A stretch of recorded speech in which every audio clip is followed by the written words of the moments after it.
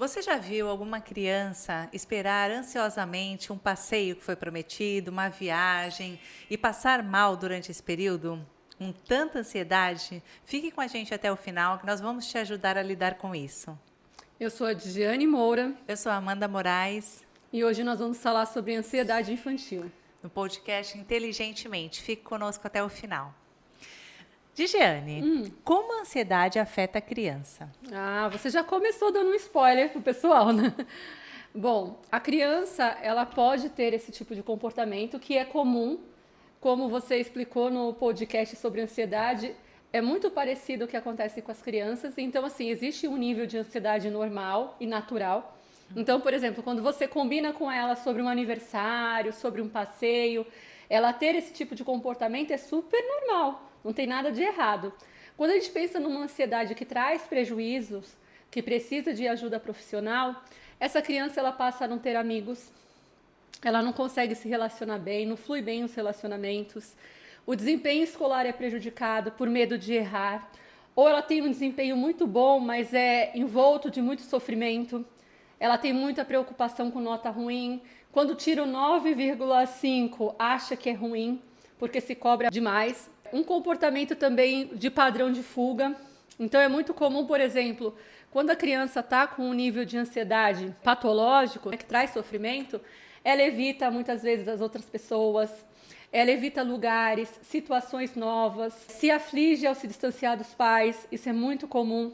No retorno agora no pós-pandemia, não que a gente ainda não saiu, né? Mas quando a gente começou a sair mais, as crianças voltaram para as aulas, apareceu muito no consultório crianças que não estavam conseguindo entrar na escola. Gerava uma ansiedade, aquela experiência que ela tinha desacostumado. E algumas adoeceram, inclusive. Descreve dores de cabeça, dores de barriga. Eu lembro quando eu era criança, você falou de eventos, quando tinha eventos na escola, eu sempre sentia uma dorzinha de barriga. Hoje, adulta, eu sei que aquela dorzinha de barriga, aquele desconforto, né, que parecia um pouco enjoo, parecia que a barriga ia doer, na verdade era a expectativa, né, a ansiedade com aquela apresentação.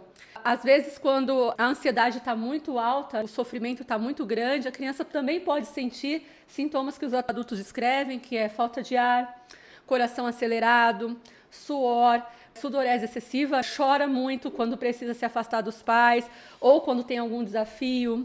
Esses sintomas, eles são muito presentes na ansiedade patológica. E na ansiedade natural são essas coisas, pré-eventos, uma situação nova, que aí tudo bem. E como que a ansiedade se manifesta na criança? Pensamentos que geram em torno de algum perigo. Você também falou sobre isso quando você falou sobre ansiedade.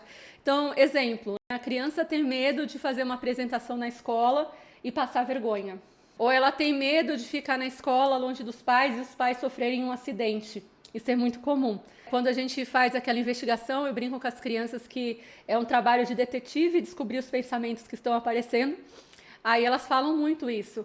Não, eu tenho medo quando meus pais me deixam na escola, deles sofrerem um acidente, de um bandido fazer um mal para ele. Então, esse pensamento que gira em torno do perigo e da ameaça é muito comum. E as reações físicas. Alguns pesquisadores até associam essas manifestações físicas com reações de luta e fuga. Então, o aumento da frequência cardíaca, respiração, transpiração. A impressão que o corpo tem é que aquela criança precisa lutar contra algo que é perigoso.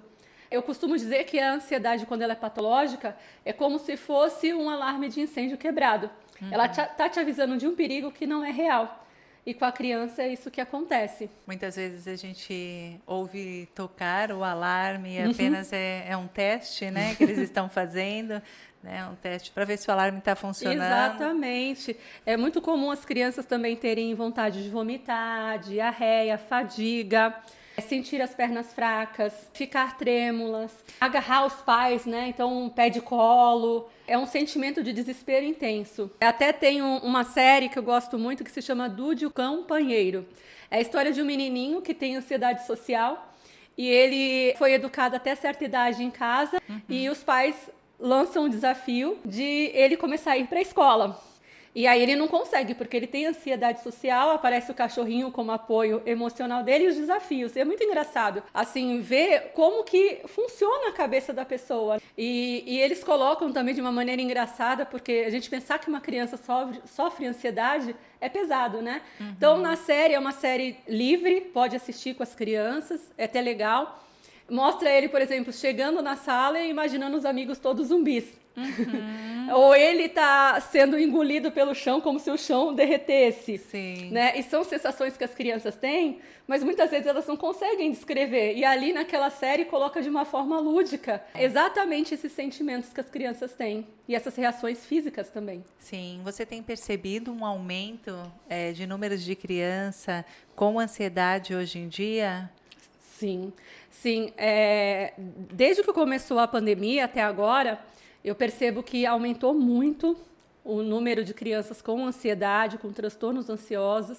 Tenho encaminhado mais para psiquiatra, porque precisa medicar em alguns casos. Coisa que antes, né, eu tenho 15 anos de clínica, eu não precisava fazer com tanta frequência.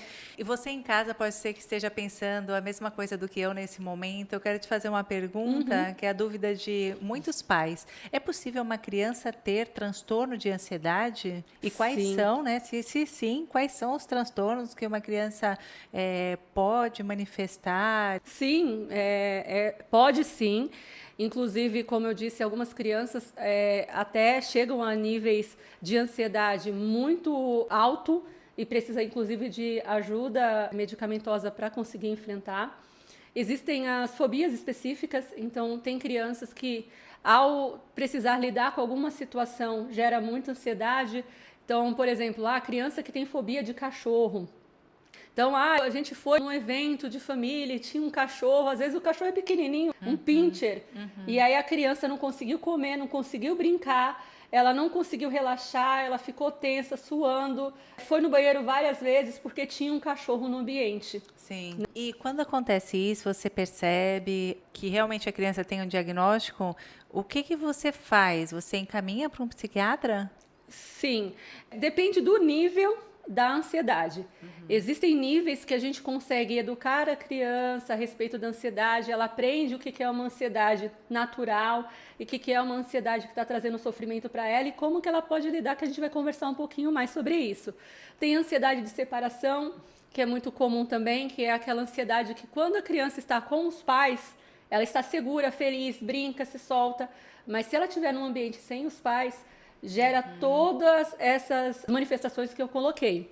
A ansiedade generalizada, que é a ansiedade sem nenhum gatilho específico. A fobia social, que é a ansiedade social, que é quando a criança tem que se relacionar com outras crianças ou com adultos desconhecidos, por exemplo, vai fazer um curso de inglês, vai fazer algum curso e ela não consegue ficar ali de forma tranquila, não consegue às vezes nem render aquela aula porque ela não consegue nem prestar atenção. Ela fica prestando atenção nas manifestações do corpo dela e nos pensamentos. E o que causa, o que pode causar a ansiedade numa criança? Bom, a gente não pode desconsiderar o aspecto hereditário, existem muitos estudos a respeito disso. Inclusive, quando a gente faz uma anamnese, seja com criança ou com adultos, a gente pergunta se tem histórico familiar. Então, muitas vezes, assim, não é que a família tem culpa, mas o nosso cérebro ele tem padrões e padrões muitas vezes herdados. Então, tem também o comportamento aprendido, às vezes isso não foi herdado geneticamente, fisiologicamente, mas você convive todos os dias com aquele padrão. Falando sobre isso, uma pessoa ansiosa, muito ansiosa dentro de um ambiente, pode sim afetar uma criança em relação à ansiedade? Sim, sim. Esses dias eu estava assistindo o MasterChef com a minha filha, Júnior, e a gente achou muito engraçado uma situação que o menino mais competente ali, que você via que era o mais habilidoso, o pai ficava muito ansioso. E aí o pai falava, faz isso, você vai esquecer, não vai dar tempo. E o pai pingando. E aí o menino ficou paralisado ali, ele sabia o que fazer, mas quando o pai começou a colocar aquela pilha, ele começou a querer chorar e falou, pai, para! Né? E aí a apresentadora foi lá, olha, calma. O Jacão foi lá e falou, calma. Todo mundo teve que acalmar aquele pai para que o menino conseguisse fazer o que precisava. E é um menino super habilidoso. Então, assim, é interessante perceber que às vezes a criança está até segura Mas os pais que estão ansiosos colocam a ansiedade deles na criança. Você me fez lembrar de algo engraçado que falam que aconteceu comigo, porque eu não lembro, eu tinha 3 anos e eu fazia balé. Aí numa apresentação dessas, onde toda a família ia, foi meu avô, minha avó, minha mãe sempre conta essa história. E eu dançava nos ensaios, gostava de participar. A professora decidiu na apresentação me colocar à frente. E aconteceu que quando a cortina se abriu e eu estava na frente, eu vi lá, minha mãe que conta, né? Minha mãe ali, meu pai, meu avô, minha avó, toda a família. Eu fiquei olhando, começou a música, todo mundo dançou atrás. Eu fiquei assim, olhando. Fiquei paralisada. Talvez tenha acontecido isso comigo, né? De ficar paralisada naquele momento. E uma sensação de estresse, né? A criança não sabia como agir naquilo. Sim. E eu lembrei disso, acho muito interessante isso, né? Porque assim, frente à ansiedade, nós temos 3 comportamentos comuns, que é a fuga, né? Então, assim, você poderia ter saído correndo do palco. Sim. É muito comum, Crianças né? A pequenas criança fazendo. sair, Sim. não vou ficar aqui. Sim. Você fez o freezer, que a gente fala que é o comportamento estátua, né? Parei. Vou parar para sobreviver aqui, ninguém vai me notar, né? E tem também a luta, que de repente aquela criança que ia esbravejar, ia ficar brava, ia culpar as pessoas que estavam lá. Então, quando nós estamos ansiosos, esses 3 comportamentos são comuns, sejamos adultos ou crianças. Sempre vão aparecer esses tipos de resposta.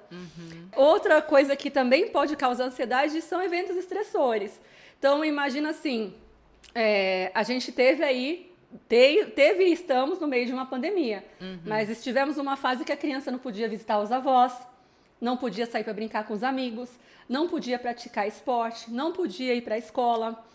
Esses eventos foram importantes quando a gente pensa nesse quadro de ansiedade das crianças que nós temos atendido hoje no consultório. Verdade. E comorbidades.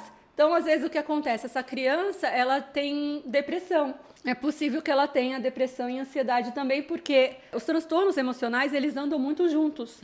Então, também acontece muito da criança ter um outro tipo de sofrimento emocional e, junto com esse sofrimento, a ansiedade está presente também. Agora, acho que chegou um ponto onde todos vocês querem ouvir que é o que um pai, uma mãe pode fazer, ou qual a forma de prevenção em relação... Existem comportamentos onde as pessoas podem proteger a criança em relação a uma ansiedade que provoca sofrimento? Sim. Eu gosto sempre de falar que o nosso psiquismo é como se fosse uma balança. Nós podemos colocar ali fatores de proteção e fatores de risco.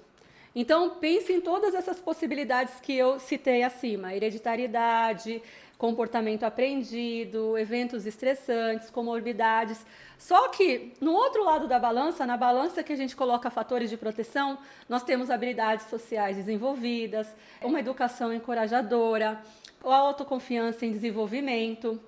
Então, assim, vai equilibrando e isso vai fortalecendo a parte psíquica da criança, né? Essa área. Então, assim, o primeiro passo, habilidades sociais. Ajuda essa criança a se sentir confiante com outras crianças. O que são habilidades sociais para quem não é da área, nem nunca ouviu falar esse termo? Habilidades sociais seria, vou usar outra palavra difícil, né? Seria a assertividade no relacionamento. É você conseguir se comunicar com o outro, é você conseguir estabelecer um vínculo com o outro. Então, assim, por exemplo, uma criança que ela tem uma boa habilidade social, o que ela faz? Ela consegue ir brincar com outra criança. Ela consegue pegar, de repente, o contato, se é uma criança maior, pega o contato daquela criança para depois falar por mensagem. Ela consegue colocar o que ela gosta e o que ela não gosta na hora de brincar. Expressar também a sua opinião, expressar a sua opinião, emoções. ser flexível, né? Então, vamos supor, você vai brincar de boneca, Amanda? Eu vou brincar um pouquinho de boneca agora, porque daqui a pouco eu vou propor pra gente brincar de pega-pega. Esse traquejo, né, entre o que eu quero, o que o outro quer, vamos unir e fazer aqui um caminho gostoso de estar junto com o outro. Essa habilidade é aprendida também. Muitas vezes o que a gente vê são pais ansiosos que não desenvolveram habilidades sociais E aí, para ensinar isso para as crianças, vira um desafio gigante, porque se eu não tenho, eu costumo dizer, né, tem até um curso que eu desenvolvi que se chama Saber Viver para Saber Ensinar a Viver. A gente precisa saber o que todo ser humano precisa desenvolver, porque nós somos o cérebro adulto, para podermos passar para as crianças. Muitas vezes o que acontece, né, eu fiz até a minha especialização em sistêmica, por quê? Porque eu precisava me conectar com os pais. Os pais chegam com as crianças lá, meu filho é ansioso. Aí eu brinco assim, quanto você está disposto a se envolver nessa terapia também? Porque às vezes os pais pensam que eu vou levar meu filho para a terapia e a terapeuta vai passar para ele tudo o que ele precisa saber. E a terapia infantil, sem a parceria da família, ela quase que não acontece. Porque muitas coisas precisam ser calibradas em casa. Isso que significa um sistema? Exatamente. Um sistema é aonde nós estamos inseridos, que existe um padrão, uma roda que a gente vai repetir numa dança. E aí, quando a gente tem uma informação nova, a gente tenta virar aquela engrenagem. Quando a gente pensa em sistema, a gente pode pensar em sistemas biológicos, sistemas de computador. Uma única partezinha muda e interfere todas as outras partes. Então, quando você pensa, existe sim um pai ansioso. A culpa é do pai? Não, a gente não está falando de culpa. Mas se responsabilizar, vai se cuidar, né? Às vezes eu chego para o pai, olha, você parece ser uma pessoa ansiosa, que tal procurar um terapeuta também, fazer um acompanhamento, isso é importante. Não, eu já faço atividade física, não, eu já estou me acalmando. Não, se cuida, para o seu filho aprender que é importante se cuidar, para o seu filho aprender que é importante ter esse equilíbrio emocional que traz paz, que traz tranquilidade para a vida. E a autoconfiança também é importante desenvolver na criança. Porque a autoconfiança é a certeza de você ser eficaz, de você ser bom o suficiente, de que você está ok, que você se encaixa nos lugares. E isso a gente vai encorajando as crianças. Nós vamos falando para elas, sim, que bom que você tem novos amigos. Ai, que bom que você foi convidada para uma festa. Vai sim, vai ser divertido. Olha, que tal você falar que gosta disso ou que você fez um passeio? Minha filha voltou de férias e ela falou assim, mãe, o que eu vou falar para os meus amigos? Aí eu falei, filha, você vai falar do que você brincou, o que você fez, do que você sentiu saudade, né? Eu fui colocando para ela as possibilidades, para ela se sentir forte e confiante, que ela ia ter assunto. Sim. Às vezes os pais, por não virem com um manual, né, de Sim. como lidar com os filhos, acreditam que o filho tem o mesmo repertório mental e verbal para lidar com as situações. E exigem que a criança fale ou então entenda coisas que a criança ainda não tem esse repertório mental para entender, porque não teve a vivência que o pai teve, não teve a vivência que a mãe teve. Eu observo muito isso, né? Eu trabalho com crianças um pouco maiores, mas eu observo muito que quando o pai e a mãe começam a entender que o filho ainda não tem aquele repertório mental, aquela habilidade mental de expressar como se sentiu, qual é a opinião, o filho ainda está começando a vida, né? Então, por exemplo, um adulto fala, olha, Digiane, o chá que você me deu, eu não gostei muito, né? Não gostei do sabor, ou então estava vencido. Mas a criança não vai falar muitas vezes o que está acontecendo com a mesma clareza do que um adulto, não vai se expressar dessa forma, né? Mãe, eu briguei na escola, foi com essa pessoa, foi por conta disso. Não tem nenhum repertório verbal, né, para conseguir traduzir tudo em palavras. Exatamente. E aí, nesses casos, como é que um pai, uma mãe pode ajudar um filho ansioso que não está falando, mas está manifestando? É uma pergunta grande, mas você está entendendo, né? Sim. Está manifestando os sintomas de ansiedade. Existem pontos bem interessantes. Uma característica interessante na relação adulto e criança é que nós adultos não gostamos de demonstrar nossos sentimentos e emoções para as crianças. A gente acha que se a criança perceber que eu estou triste, eu vou evitar falar que eu estou triste porque a minha filha vai ficar triste. Ou então eu vou evitar falar que estou preocupada, senão a criança... E tudo depende da forma como você passa. Porque senão a criança ela não aprende a respeitar o relógio interno dela. Então, por exemplo, a criança ela olha para você e vê que você está preocupada. Mamãe, você está preocupada? Não, estou bem.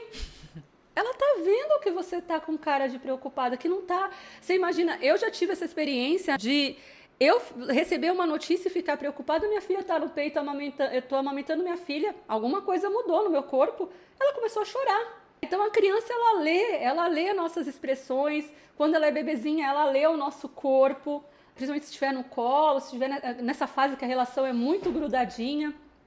Não tem como a gente negar que está passando por aquilo. E ela sente, né? Como, por exemplo, ela pode não ter o repertório verbal nem mental para traduzir tudo isso em palavras, mas a criança sente. Por exemplo, quando nós estamos em um ambiente que é um ambiente estressante, por exemplo, você entra para pedir emprego num lugar, você vai entregar seu currículo, você vê ali um clima de tensão, você sente. Perfeito. Você não precisa nem ouvir alguém falando alto com outra pessoa, mas você percebe nos movimentos das pessoas, o jeito que ela olha, o jeito que ela reage, o jeito que pega a folha, o jeito que respira, você percebeu, você Muito fez uma bem. leitura ali de todas as sensações que tinham naquele ambiente, que te proporcionaram, né? Isso, e é interessante porque, assim, tudo depende da forma como a gente coloca, porque a gente, nesse aspecto, nós temos as duas pontas. Pais que falam, estou preocupado porque eu acho que seu pai vai perder o emprego e aí você vai ter que sair da escola. E aí é aquilo que a gente falou, o ambiente estressou, vai estressar a criança. Ou a gente tem ao contrário, os pais estão passando por maior barra, não, tá tudo bem, a criança está sentindo aquele clima. Então você não precisa ir nem para uma ponta nem outra. Não, eu estou cansada, estou pensando, eu estou preocupada, sim, mas está tudo bem. E a criança vai aprendendo a reconhecer essas emoções e quando ela sentir, ela vai entender que é natural. Então, assim, o primeiro tópico, assim, se eu for direto nessa resposta, é precisamos identificar o que contribui para a criança ficar ansiosa. E cada uma tem uma necessidade, é isso? De acordo com a Sim, fase, de acordo com o sim. momento que está vivendo. Então, os pais precisam estar alertas, né, à criança e como que a criança está demonstrando aqueles sintomas e por quê, e o que está levando a contribuir. É uma separação, às vezes pode contribuir para isso? Pode. De novo, a gente volta, né? Eu acompanho muitas crianças e tem crianças que atravessam pela separação dos pais de maneira muito tranquila. E existem crianças que atravessam pela separação dos pais, às vezes até adolescente, de uma maneira muito intensa e sofrida. Por quê? Porque os adultos não estão atravessando de forma tranquila, né? Então tem muitas ofensas, muitas desconfianças, muitas brigas. E colocam, às vezes, as crianças no meio. E mesmo que às vezes a criança não esteja no meio, como você disse, existe um clima. Então, às vezes os pais falam para mim assim, Diane, a gente está brigando, mas nunca brigamos na frente da criança. E a criança não sabe. Você acredita que a criança não sabe? Acredita, porque eles falam para mim que não é verdade, a criança percebe, né? Então, assim, a gente identificou o que está causando ansiedade, então a gente pode transformar, a gente pode mudar, pode aliviar. Isso é fantástico. Quando a gente começa a falar sobre ansiedade, que a ansiedade é uma coisa natural, que a gente precisa aprender a lidar, parece assim, então vai ser um fardo que eu vou carregar? Não. Porque se ela está no nível que está provocando sofrimento, a gente pode ressignificar. Então, se eu percebi que a separação está causando esse sofrimento, por quê? Por que tem criança que não passa por isso e a minha criança está passando? Será que eu estou passando por essa separação de uma forma madura, respeitosa? Né? E aí modifica, calibra. Não, eu preciso me centrar mais, é uma escolha, eu preciso fazer isso de forma mais assertiva, porque assim eu vou sofrer menos e meu filho também. Então, identificar é importante. Outro ponto que eu gostaria muito de dizer é que existem outros critérios para a gente avaliar a ansiedade, tanto num adulto como numa criança. Não tem como a gente fazer aqui, né, um inventário através do podcast. Não substitui uma avaliação profissional da área de saúde mental, um psicólogo, um psiquiatra ou ambos. O intuito desse podcast é a gente trazer informações importantes para a identificação de eu preciso de ajuda. Já que eu preciso de ajuda, quais são as ajudas? Profissionais, pessoas que têm conhecimento técnico, Verdade. que vão poder me direcionar de uma forma saudável a um tratamento. Porque muitas vezes, né, até tem um meme, né? Sofrimento emocional, médico, religiosidade, não sei o quê, né? Todas as fontes possíveis, né? Até chegar onde? No profissional de saúde mental. E quando a gente pensa em criança, Se demorar muito, fizer todo esse caminho, né? Primeiro ele pensou que poderia ser um problema de amiguinho, então vamos promover mais encontros com os amiguinhos. Então eu acho que a criança está sofrendo porque eu não dou tanta atenção. Eu acho que a criança está sofrendo porque ela não gosta da escola. Vai tentando vários caminhos. Quando traz a criança no consultório, ela está há 1 ano assim. E aí, como você também pontuou no outro podcast, o cérebro se acostumou. Ficou muito bom nisso, Ficou né? muito bom nisso. Então, quando você perceber esses sinais, procure ajuda. Se você procurar ajuda e o terapeuta, o profissional falar, não, tá tudo tranquilo, tá normal, que ótimo. Né? E se não for, você vai ter um tratamento ali bem no começo. E vai ser muito melhor o resultado. Outra coisa que eu acho importante colocar para vocês é que se vocês estão vendo esse vídeo e vocês acreditam que essas informações são pertinentes, são importantes, compartilhe esse podcast para a gente alcançar o maior número de pessoas, porque exatamente isso que a gente está falando, de repente vai chegar numa família que vai identificar o sofrimento da sua criança e vai cuidar dela e vai diminuir o tamanho desse sofrimento. Você vai estar ajudando uma criança a se recuperar dessa ansiedade patológica, vai estar contribuindo para que as pessoas tenham mais informação e menos sofrimento. Isso é incrível. Quanto antes for detectado, melhor. Sim, a pessoa tem uma vida diferente, Com literalmente. certeza. E também falando de indicações que a gente sempre gosta de deixar aqui, né? Eu falei da série que está na Netflix. E também tem um livro que eu gosto muito, que também é um livro que é para profissionais e para familiares, tem algumas técnicas nele, que se chama Transtorno de Ansiedade da Infância, do Ronald Rapp, e outros autores. É um livro muito interessante porque ele também traz alguns questionamentos para você fazer um rastreio inicial se a sua criança tem ou não tem ansiedade. Eu tenho uma pergunta. Tem uma pergunta? Eu lembrei de uma pergunta que eu recebi pelo Instagram. Sim. Eu deixei uma caixinha de perguntas lá, sempre a gente deixa, né, Amanda? A gente vai fazer o próximo podcast, a gente sempre deixa lá perguntando para vocês, pedindo para vocês colocarem as suas dúvidas para a gente discorrer aqui. Eu recebi a seguinte pergunta: se a ansiedade ela pode prejudicar o rendimento escolar? Eu já respondi lá no começo, mas eu quero frisar que sim, nós temos crianças que às vezes repetem de ano, temos crianças às vezes que são muito inteligentes e elas não conseguem copiar a lição. Às vezes os pais pensam, é preguiça, não está querendo fazer, está fazendo corpo mole, mas pode sim ser uma manifestação, um sintoma da ansiedade, a criança não conseguir produzir. Uma das formas de você pensar sobre isso é como era o comportamento da criança escolar no ano anterior. Não, ela sempre foi uma excelente aluna, esse ano ela não consegue entregar, ela não consegue levantar da cama para ir, chora para ir para a escola, ou então vai para a escola, não consegue prestar atenção, a professora reclama que não presta atenção. Bom, se não era assim antes, não é um padrão, não é o padrão base da criança. Então a gente precisa investigar porque pode ter sim um sofrimento emocional envolvendo tudo isso. Sim. Eu queria que você, não é uma pergunta, eu quero que você discorra um pouquinho mais sobre a época da pandemia. E o que você acredita? Eu sei que você falou um pouco disso já, mas eu escutei muitas queixas em relação à volta às aulas, a parte do isolamento para a criança, né? Toda essa vivência de 2 anos e pouco que nós estamos na pandemia. Como que você pode ajudar os pais que estão com crianças com dificuldade de interação social? Eu sei que você já trouxe um pouquinho disso, mas acho que é tão importante esse tema da pandemia e ansiedade infantil.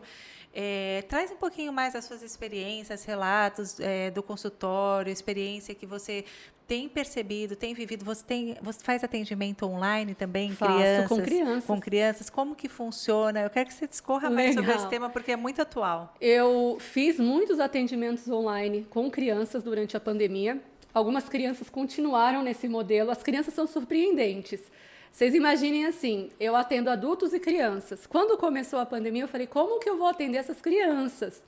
E muitos pais falavam para mim, Jane, ele não pode ficar sem terapia. Mas eu percebia que naquele momento eu não poderia receber aquelas famílias lá. A gente não sabia direito como tudo funcionava. E aí eu falei para as famílias, olha, eu tenho conhecimento, tenho técnicas, a gente pode adaptar e fazer isso virtualmente. E as crianças, como sempre, né, elas dão um show de adaptação, elas são muito adaptáveis. E assim, é tão interessante porque as crianças muitas vezes elas preparam a tarefa e falam assim pra mim, Jane, hoje é o dia meu ou seu de escolher a tarefa? Porque ela já viu um vídeo com uma tarefa interessante, ela já associou com alguma coisa de comportamento e ela quer me ensinar. Então isso é muito legal. Então aconteceu muito bem os atendimentos, aconteceram de forma assim muito fluida os atendimentos online com as crianças, tanto que algumas famílias hoje optaram por continuar online, né? Existem técnicas, a gente tem livros, tem brincadeiras, tem jogos terapêuticos com o objetivo de tocar nos pontos que a gente precisa através do lúdico, porque é diferente de um adulto, que eu vou perguntar para ele, o que te trouxe aqui? E olha que a gente aprende desde a época da faculdade que a queixa inicial nunca vai ser a queixa mesmo. Mas ele vai discorrer. Ele vai falar, não, é que eu estou muito estressado, estou sentindo o coração acelerando, percebo que quando o meu chefe é um pouco abusivo comigo, mais grosseiro, eu me desestabilizo, eu não estou ficando bem no trabalho. Então ele já vem identificando alguma coisa. Pode ser que durante a terapia, no rastreio, naquelas perguntas, na anamnese, na própria decorrer, né, da terapia, a gente perceba que tem outras variáveis. Mas o adulto, ele traz. A criança, não. No entanto, que os pais falam para mim assim, meu filho é muito tímido. Eu venho da escola com ele, eu pergunto, às vezes até a criança extrovertida, né? Como que foi a escola hoje? Ele responde, bem. Você fez o que lá? Brinquei. Então eu falo para as famílias, nunca pergunte dessa forma, pergunta mais fechado. Me fala 3 coisas que você fez na escola. Fala 4 amigos que você brincou. Quais foram as matérias que você teve aula? Aí você acaba fazendo com que a criança desenvolva ali um diálogo com você, por conta dessa falta de bagagem emocional, né, que você colocou. A criança ainda está aprendendo a ser no mundo. Com a pandemia, até essas outras referências que a criança tem, porque a criança ela tem o desenvolvimento da parte social primária em casa, mas tem a secundária que ela vai aprender lá fora. Ela não teve esse parâmetro. Então, ela ficou ali fechada, com medo dos avós morrerem, vendo números na TV. Eu lembro que no começo da pandemia eu fiz muitas lives, principalmente sobre questões envolvendo crianças, família, que são as áreas que eu trabalho. E eu falava muito para as famílias, faça uma curadoria das informações que chegam em casa, evita deixar a televisão o dia inteiro passando número de mortos, números de doentes, porque a criança, eu lembro que eu atendi crianças que lavavam a mão até tirar a pele da mão com medo de pegar o coronavírus. Né? Então, sim, esse momento que nós vivemos até agora, ele é muito ansiogênico. Ele causa, sim, um medo do futuro. Um momento de incerteza. De incerteza, de falta de controle. E isso também é reverberado na infância. A criança é um ser que está no mundo. E ela é atingida por tudo isso. O que nós podemos fazer é passar tranquilidade. É importante que, assim, quando a criança está nervosa, quando ela está preocupada, nós passarmos para ela que vai ficar tudo bem. Eu lembro de uma criança, você falou de depoimentos, vou sair até um pouquinho da pandemia, vou dar outro exemplo. Ela tinha comido peixe e se engasgado. E quando ela se engasgou, ela teve que ir para o hospital, fazer um procedimento, foi super complexo. Depois de um tempo, ela não conseguia comer mais. Ela não queria comer, não tinha quem fizesse ela comer, ela estava perdendo peso, estava entrando num ciclo muito perigoso para a saúde dela. E a gente fez todo um trabalho de consultório e eu fazia um trabalho muito bacana em parceria com a família. E eu falava para a família, olha, passa que está tudo bem, porque eu sou mãe. Se minha filha fica um dia sem comer, 2, 3, opa, já começa a dar aflição. Se passa um mês sem comer, eu vou chorar, eu vou demonstrar que eu estou desesperada. É natural. Mas é importante que a gente saiba que se eu demonstrar esse desespero, a criança vai pensar, tá muito grave. E se ela tá com um medo de alguma coisa, ela vai falar, aquilo vai acontecer. Ela não vai pensar, a minha mãe tá chorando porque tá com medo, porque eu não tô comendo, isso é perigoso, eu vou ser internado. Não, ela vai pensar assim, tem o risco mesmo de eu me engasgar, porque minha mãe tá desesperada quando eu como. Então, o que eu trabalhei com a família? Vai ser bem tranquilo. Como os pais estavam muito preocupados, eu pedi para eles colocarem os avós como rede de apoio, que estavam mais tranquilos. E aí aquela criança aos poucos foi comendo, até que a gente vibrou no meio, né, nessa construção, que ela comeu o peixe sem medo. E aí a gente falou, ué, né, todo mundo muito feliz. E a criança ficou bem, foi pontual, ela precisou de ajuda, a família dela também. Assim como eu já tive crianças que tiveram problemas intestinais e se recusavam a ir no banheiro, ficavam semanas sem evacuar, porque tiveram dor ao evacuar. Eu já atendi crianças em hospitais com essas situações. E você atende criança a partir de que idade? Na verdade, eu atendo todas as idades. Por quê? Pode ser um bebê, mas eu vou trabalhar com orientação às famílias. Ótimo. Então, eu peço para a família, traz a sua criança de 2, 3 anos que eu vou observá-la. E aí, ali, eu vou conversando com os pais, fazendo uma anamnese, rastreando. E muitas vezes o que acontece? A terapia daquela criança pequena não é com ela, é com os pais. É diferente, por exemplo, se for uma criança autista, que tem toda uma técnica tal para trabalhar com ela. Mas quando é uma situação comportamental, a gente vai trabalhar em parceria com os pais, mesmo que a criança esteja numa tenra idade. Ótimo, muito esclarecedor. Que bom, fico feliz. Obrigada. Eu gostei muito desse Também. episódio. Acho que é um assunto super atual. Espero que você também tenha gostado. Você quer fazer alguma contribuição final, alguma conclusão? Sim, eu quero. Colocar para vocês assim que pode parecer tudo muito difícil, que muitas vezes quando uma criança está em sofrimento, né, às vezes eu recebo mensagem dos pais, olha, por favor, qualquer horário, é prioridade nossa, nós estamos desesperados. Eu sei, eu sou mãe, além de profissional, eu sei que quando o problema é com o nosso filho, a gente fica muito desestruturados, mas existe tratamento, existe formas de gerenciar esse sofrimento, essa angústia, e às vezes não, certamente, quando é patológico e a gente trata bem no começo, a criança ela vai ser acompanhada, vai receber o tratamento e vai extinguir esse sofrimento. Eu tenho várias situações, eu tenho experiência de 15 anos de consultório de muitas crianças que chegaram com fobias, com crises ansiosas, e a gente cuidou dela e ela ficou bem. Assim como existem casos também que a criança tem um traço de ansiedade muito forte. Muito importante, né? Falar sobre isso. E ela vai ter que lidar com isso a vida inteira. Né? Ela vai desenvolver habilidades para lidar com isso. Eu já atendi, por exemplo, crianças que tinham tido uma situação gatilho na infância. E a gente fez um trabalho bacana, eu ensinei com cartõezinhos, né?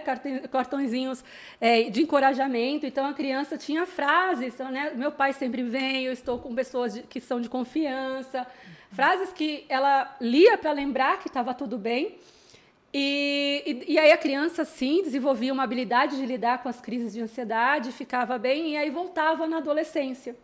E aí nós fazíamos um trabalho através já dessa competência nova, né, que a adolescência traz, de maior abstração e tal, para ela aprender a viver com isso, provavelmente durante a vida toda. E tudo bem, de repente a gente tem uma pessoa que vai precisar usar óculos a vida toda. A gente tem uma pessoa com traço de ansiedade que vai precisar aprender a lidar com isso a vida toda e vai ser bem-sucedida, vai ter relacionamentos felizes, vida que segue. Isso aí, muito bem. Para quem não sabe, traço de ansiedade é uma tendência maior a ter uma ansiedade exagerada e uma predisposição maior também a desenvolver transtornos de ansiedade. Isso, exatamente. E geralmente a pessoa que tem o traço apresenta desde cedo na vida esses traços de ansiedade. E muitas vezes é interessante passar sim por uma avaliação psicológica para que essa criança não venha a desenvolver também um transtorno de ansiedade. Isso mesmo.